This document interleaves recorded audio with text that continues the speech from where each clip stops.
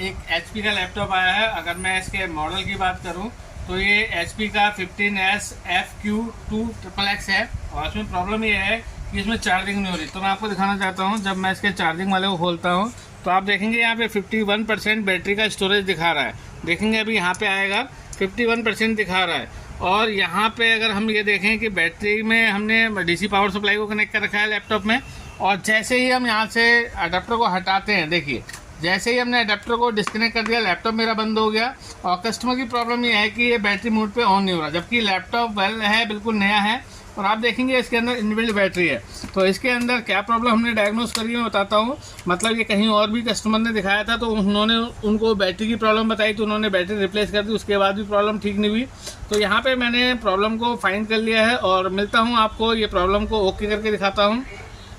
तो अब आप देखेंगे यहाँ पे मैंने बैटरी को रिमूव कर लिया और मैंने अधिकतर लैपटॉप में इस तरह की प्रॉब्लम देखी है।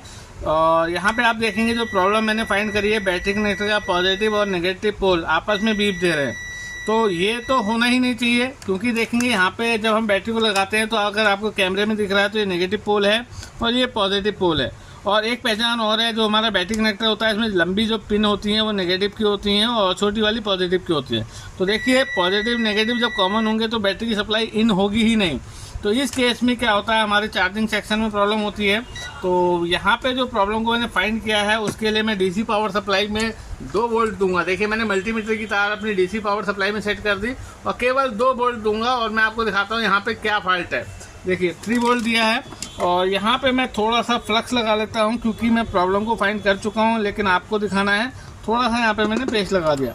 अब देखिए नेगेटिव तार को मैं नेगेटिव पे रखूँगा और पॉजिटिव वाली तार में बैटरी कनेक्टर पॉजिटिव में मैं DC पावर सप्लाई लगाऊंगा। आप देखेंगे यहाँ पे मेल्ट हो रहा है, जूम करके दिखाएं आप इसे, मैं चाहूँगा थोड़ा जूम करें आप। तो मैं जैसे ही टच करूँगा तो देखेंगे पेस्ट मेल्ट होगा और धुआं निकलेगा। देखेंगे यहाँ पे जैसे ही मैंने इसको लगाया देखेंगे ये मेल्ट हो रहा है।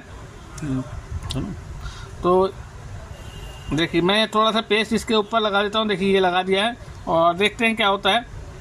देखेंगे अभी ये मेल्ट हो रहा है पूरा, देखेंगे आप पिघलता हुआ देख रहे होंगे, तो इसका मतलब ये कैपेसिटर शॉर्ट है। तो देखिए इसको मैं रिमूव करूँगा और शॉर्टिंग चेक कराता हूँ और मैं दोबारा से अपनी वायर को इसमें रख लेता हूँ मल्टीमीटर में। तो आप देखेंगे यहाँ पे मैं लैपटॉप को बिना खोले ये कैपेसिटर को रिमूव करने वाला हूँ। देखिए यहाँ पे इस कैपेसिटर को रिमूव करता हूँ और यहाँ पे कुछ मैं मेटल की प्लेट डाल देता हूँ ताकि नीचे वो मेल्ट ना हो। तो यहाँ पे मैं हल्का सा एक प्लास्टिक की शीट रख लेता हूँ ताकि जो हीट है वो प्रॉपर नीचे तक ना जा सके। और देखेंगे यहाँ पे मैं इस कैपेसिटर को रिमूव करने वाला हूँ और देखिए इस कैपेसिटर के हटाने से मेरी अगर शॉर्टिंग चली जाती है, हालांकि जाएगी, देखेंगे और शॉर्टिंग चली जाती है और लैपटॉप मेरा बैटरी मोड पे ही ऑन हो जाएगा। देखते हैं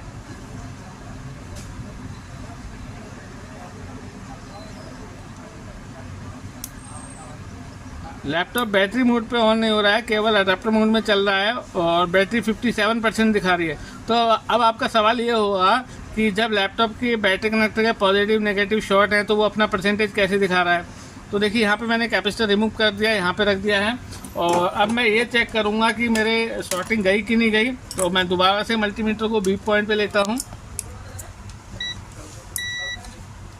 देखिए शॉर्टिंग मेरी गई और यहाँ पे देखेंगे कैपेसिटर है, मैं यहाँ पे दिखाता हूँ आपको, फुल्ली शॉर्ट है। देखेंगे तो एक कैपेसिटर की वजह से आपको देखिए 1000-1500 रुपये मिल सकते हैं। तो फिलहाल इसको मैंने निकाल दिया है और अब मैं बैटरी लगा के देखता हूँ क्या ये वोल्टेज आएगी।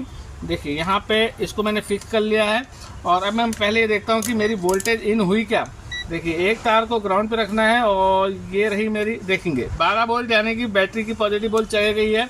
तो मैं समझता हूँ कि अब ये ऑन हो जाएगा बिना अडेप्टर लगाए। देखिए अभी कोई अडेप्टर नहीं है सिस्टम में और ये मैंने ट्रिगर किया है तो देखेंगे फ़ैन स्पिन हो गया और आप देख सकते हैं यहाँ डिस्प्ले भी आ गई है।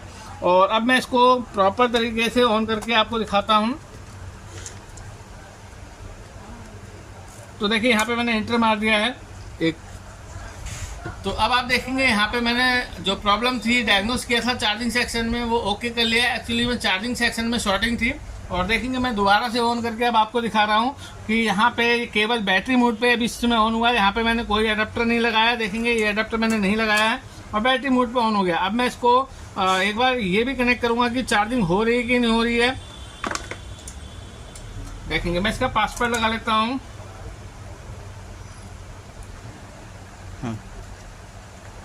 तो देखेंगे यहाँ पे ऑन हो गया है। और अब मैं देखता हूँ यहाँ पे बैटरी का परसेंटेज क्या है। और आपको एक इन्फॉर्मेशन देनी थी कि उस समय 51% क्यों दिखा रहा था, जबकि बैटरी की पॉजिटिव और नेगेटिव पोल शॉर्ट थी। देखिए जो ये बैटरी है वो स्मार्ट बैटरी है और उसका पॉजिटिव शॉर्ट था, लेकिन जो डेटा और क्लॉक की पिन थी जो आईओ से कनेक्टेड थी वो आईओ को इन्फॉर्मेशन दे रही थी कि बैटरी के अंदर इतना स्टोरेज है। देखिए अब मैं यहाँ पे अपनी डीसी पावर सप्लाई को कनेक्ट करता हूँ। थोड़ा उधर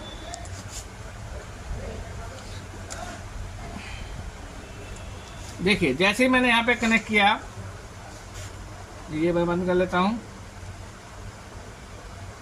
देखेंगे यहाँ पे हमारा चार्जिंग का जिगजैग वाला साइन आ गया है, इसका मतलब बैटरी कनेक्ट हो गई। देखिए 49 से 50% हो गई, यानी कि जो गिरी थी वो चार्ज हो गई उतनी देर के लिए।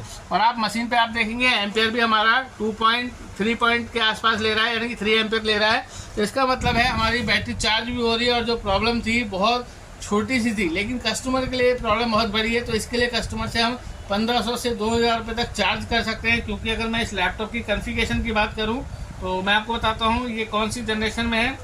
देखेंगे यहाँ पे इसकी जो इन्फॉर्मेशन मुझे मिल रही है, CPU इसका देखेंगे i3 11 जनरेशन है। इसका मतलब है आराम से 1500 से 2500 रुपये तक हम कस्टमर से ले सकते हैं। तो वीडियो को ज़्यादा से ज़्यादा शेयर कीजिए। जो बिगनर स्टूडेंट है चैनल को सब्सक्राइब कीजिए। अगर आप लैपटॉप रिपेयरिंग चिप लेवल पे सीखना चाहते हैं तो हमारे साथ ऑनलाइन और ऑफलाइन कोर्स से जुड़ सकते हैं। कोर्स का जो लिंक है वो डिस्क्रिप्शन में दे दूंगा। पूरा वीडियो देखने थैंक यू, धन्यवाद।